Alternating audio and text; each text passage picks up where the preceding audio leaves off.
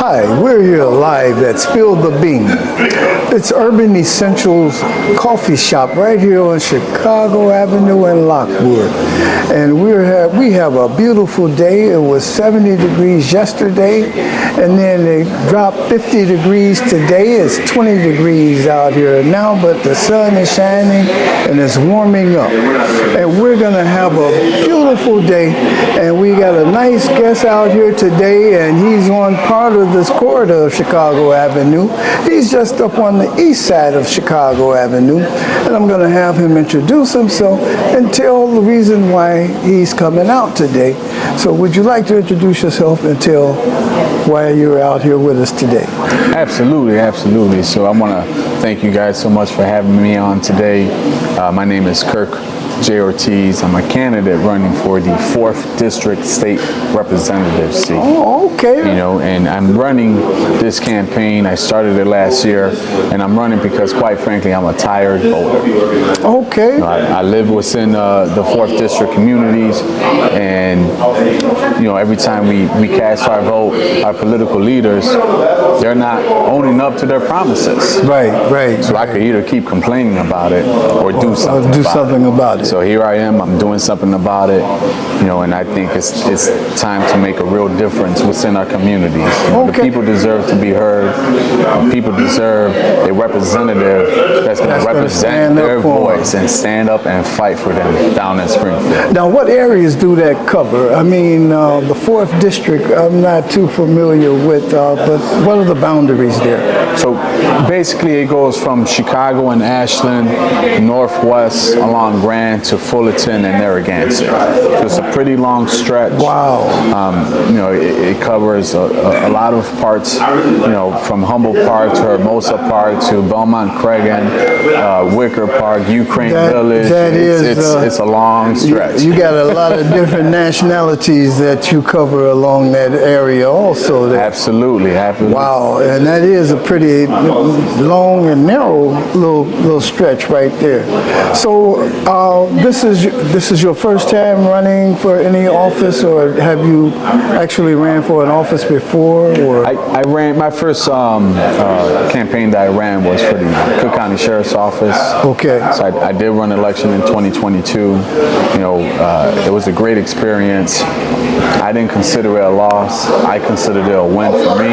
Okay. Because I truly understood what politics was about and how these campaigns were ran. You know, so it taught me a lot of lessons. Yes. And it gave me a lot of experience to do what I'm doing right now. So that gives you a little bit of leeway. You learn the push and the pull of everything about the politics. Hold it, sir. Hold it. The push and pull of all of the things that are going on in politics and how to sit back and do. Now, there's a thing, when politicians get in office, they seem to think that they're divine and they happen to be over, they become like kings and queens, and forget that they're servants of the people. Can you tell the people, what are you going to do, especially for our youth in the neighborhood? How are you going to serve them that they don't normally have a voice to do anything? Tell them how you're going to serve those people, especially our youth in that community. Absolutely, and I 100% agree with you. Our current political leaders, they feel like they own the throne. Right. They forget that their responsibility as an elected leader is to represent the people. That's right. Not themselves, represent the people. And again, I'm a tired voter, and I'm tired of seeing that happen over and over and over. Mm-hmm. You know, it takes a lot of mental practice to understand that you basically sacrifice your life to serve the people. That's with right. this position. So to give you a little background, I've been a public servant since, you know, I was in college. You know, when I was in college, I was the vice president of the Latin American Student Organization, serving my students. Then I became the president of the Student Government Association. So you understand some of the fight that the youth have that's in different neighborhoods and in communities and in schools. Absolutely, especially, you know, given I grew up on the south side side of Chicago. I'm originally from back of the yards. Okay. That's where I grew up. So 48th and Ashton, just to give an idea of the area. And you know, that's you know, I grew up in a life of poverty. You know, gangs, drugs. You know, the police attacking me. You know, going to school and having the teachers telling me I'm not going to amount to nothing. I'm going to end up in dead or in jail. That's you know, no youth should grow up in that lifestyle. Right. You know, and I understand it because I grew up in that lifestyle. And you know, I made a promise to God. I'm a faithful man, and I made a promise to God and to my mom that I'm going to try to succeed in life. And when I succeed, I'm going to give back to the communities and change what's happening around us. Do you have to debate against any of the other candidates that are running, or the person that's sitting in the seat now in the 4th district, or have you all had not a runoff, but have you all came out and debated one another? No, we haven't had an official, you know, candidate forum debate. I don't think it's going to happen with, you know, approximately 19 days left to election. Okay. Who knows? But I'm up for it. I'm not afraid. You know, again, you know, to go back to your first question, when elected, am I going to change and become one of these elected leaders that forgets about the people? Absolutely not. You know, one of the reasons why I could tell you absolutely not is because, you know, again, I'm a firm believer in God, and I feel like the faith that I have is strong, and it's to be there for the people. It's to represent the people. The second reason I could tell you that I won't change, because I'm hard-headed. Okay. I'm hard-headed in my ways. Again, I've been a public servant. You know, after, you know, those positions in college, I became a police officer. Yeah. Again, a public servant to the people. Okay. And I understand what it means to be a public servant. And you know, so in that police officer, it says to serve and to protect. To serve and protect. You know, so you take a sworn oath. you got the double duty there, huh? Yes, absolutely. So by me having a youth service, and I have Exodus Drum and Bugle Corps, and we like to serve youth in the community, give them a little music, give them a safe place, and all of those things. And I keep mentioning them because they really don't have a voice. You know, sometimes the seniors, they have a voice, and those that work in the community, they have a voice. But our youth don't have anyone there basically to fight for them. They don't have a voice. They don't have direction. Okay. And so they're left to fend for themselves. Right. They're left to think for themselves. You know, one of the concerns that I have is that we don't have a lot of funding and programming for the mental awareness of our youth. Okay. Mental awareness is a huge thing, and the government finally realized that, right? There's a lot of political leaders that are stressing the fact of, hey, we need to pay attention to mental awareness, but for adults only. What about our youth? That's right. Our youth are experienced probably, in my opinion, 10 times worse of an experience than an adult. They are. You know, because first of all, you know, they don't have a release place to go.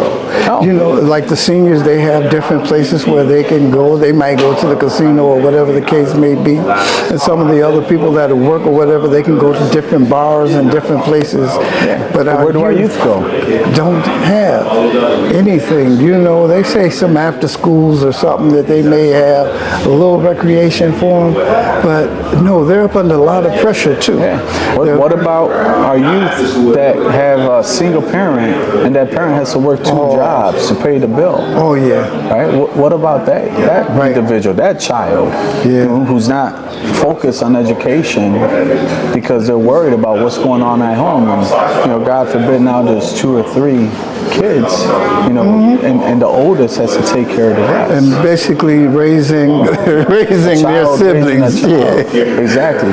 Why aren't we considering those type of experience in our communities? And I've seen a whole lot of mental illness throughout these youth. They've seen so much trauma Yes. and different things, and it's frightening to them to sit back and see it.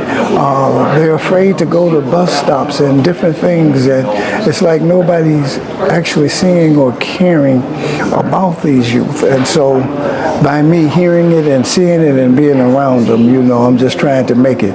And by you covering such a large area, you got, that's part of the Ukraine district down there too, isn't it? Yeah. On Chicago Avenue and Damon, something like that. Absolutely. And then you come with the Latino, and then you have the African American. You're covering off a Grand too, and then you just got an array of nationalities that you have to be able to deal with and contest with. How do you think you could cover such an array of people? How would you bring that Rainbow Coalition together? Well, the first thing we need to understand is that we are all people, and that our ethnicity or our color shouldn't ever play a role. Okay. Because we are all people. Okay. And if there's programming and funding given to one part of the district, that programming and funding should be given to the whole part of the district. And not only my district, it should be given to all the districts. Okay. You know, I stated that in education, right? Education is prime to our youth. That's where they receive discipline. That's where they receive direction. That's where they receive knowledge. That's where they get to decide what type of career they're going to have, right? That's a vital role in our youth.